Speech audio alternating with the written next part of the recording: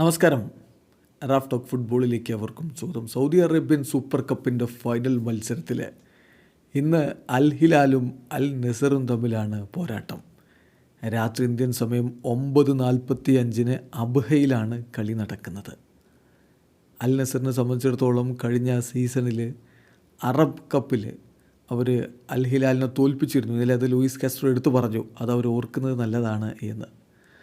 പക്ഷേ ഇന്നത്തെ കളിയിലേക്ക് ഇറങ്ങുമ്പോൾ വൈരം ഒന്നുകൂടി കൂടിയിട്ടേ ഉള്ളൂ.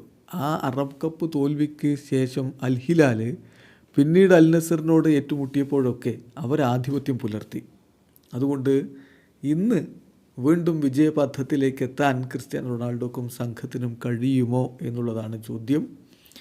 നിലവിൽ അൽ ഹിലാലിൻ്റെ ടീമിന് ഞങ്ങളെക്കാൾ കൂടുതൽ 24 മണിക്കൂർ റെസ്റ്റ് ടൈം കിട്ടിയിട്ടുണ്ട്. അതൊക്കെ കളിക്കളത്തിൽ ബാധിക്കും എന്ന് ഇന്നലെ ലൂയിസ് കാസ്ട്രോ പറഞ്ഞു. അതൊരു ഒഴിവ് കിഴിവാകാതിരിക്കട്ടെ, ടീം മികച്ച രൂപത്തിൽ പോരാടട്ടെ എന്ന് ആരാധകർ ആഗ്രഹിക്കുകയാണ്.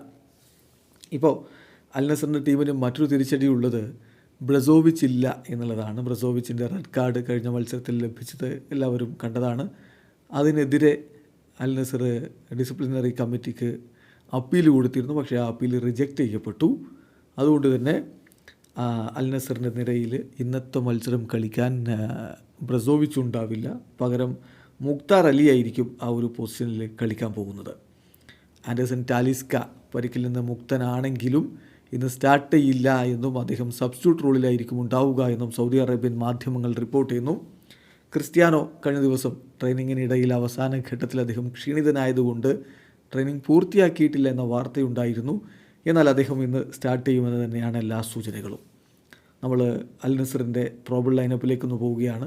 ഗോൾ കീപ്പറായിട്ട് ബെൻഡോ, ഡിഫൻസിൽ ലപ്പോട്ടയും ലജാമയും സെൻറ്റർ ബാക്കുമാരുടെ റോളിൽ ഇരുപാർശ്വങ്ങളിലായിട്ട് ടെല്ലസും സുൽത്താനും, മധ്യനിരയിൽ ഒറ്റാവിയോക്കൊപ്പം അൽ ഖൈബരിയും മുക്താർ അലിയും ഇറങ്ങുമെന്ന് പ്രതീക്ഷിക്കുന്നു. മുന്നേറ്റത്തിൽ സാദിയോ മാനയും ക്രിസ്ത്യാനോ റൊണാൾഡോയും ഐമനും ഒരുമിച്ച് കളിക്കും. ഇതാണ് നമ്മൾ പ്രതീക്ഷിക്കുന്ന ആദ്യ 11. എന്തായാലും മത്സരം 90 മിനിറ്റിൽ തന്നെ തീർക്കാനായിരിക്കും തങ്ങൾ പരിശ്രമിക്കുക. പെനാൽറ്റി ഷൂട്ടൗട്ടിലേക്ക് എത്താതെ കാര്യങ്ങൾ തീർക്കണം എന്നാണ് ആഗ്രഹിക്കുന്നത് എന്ന് ലൂയിസ് കാസ്ട്രോ പറയുകയുണ്ടായി.